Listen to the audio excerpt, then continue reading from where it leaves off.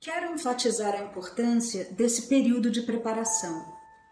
Quando eu estudava medicina, tive um amigo poeta. Era uma das pessoas com quem eu dividia alguns aposentos muito bons na parte mais pobre de North Kensington.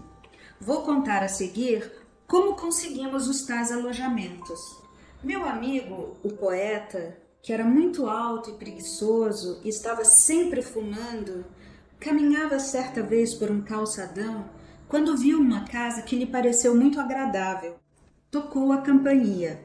Uma mulher veio até a porta e ele gostou da expressão do seu rosto. Disse então: "Gostaria de alugar um quarto aqui." Ao que a mulher respondeu que tinha uma vaga disponível. Perguntando-lhe quando viria, ele respondeu: "Já vim."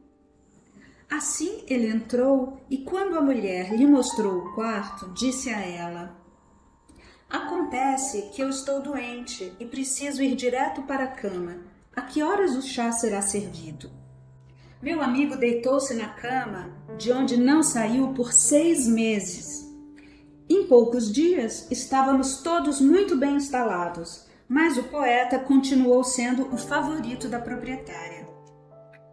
A natureza, contudo, decretou que os bebês não possam escolher suas mães. Eles simplesmente aparecem, e as mães têm o tempo necessário para se reorientar e descobrir que durante alguns meses seu oriente não está localizado a leste, e sim no centro, ou seria ligeiramente descentralizado. Sugiro, como vocês sabem, e suponho que todos concordem, que normalmente a mulher entra numa fase da qual ela se recupera nas semanas e meses que se seguem ao nascimento do bebê, na qual, em grande parte, ela é o bebê e o bebê é ela. E não há nada de místico nisso.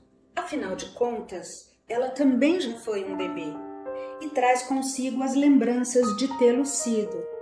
Tem, igualmente, recordações de que alguém cuidou dela, e estas lembranças tanto podem ajudá-la quanto atrapalhá-la em sua própria experiência como mãe.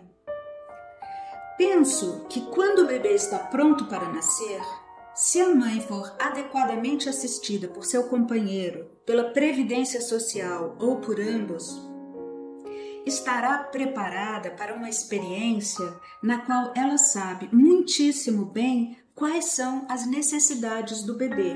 Vocês naturalmente entenderão que não estou me referindo apenas ao fato dela ser capaz de saber se o bebê está ou não com fome e coisas assim.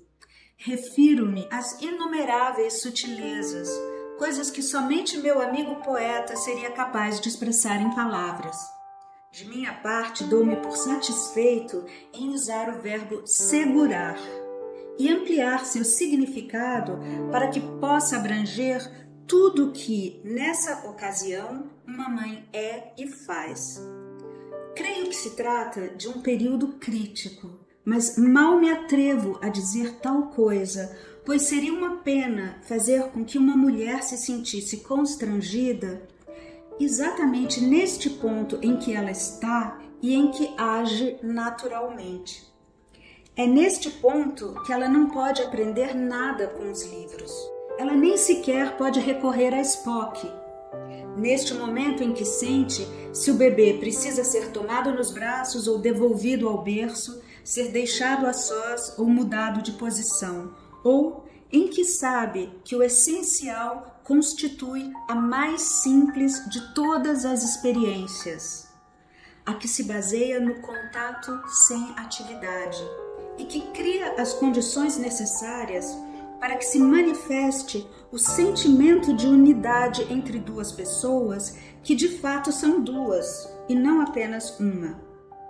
Essas coisas dão ao bebê a oportunidade de ser, a partir da qual podem surgir as coisas seguintes, que têm a ver com a ação, o fazer e o deixar que façam por ele.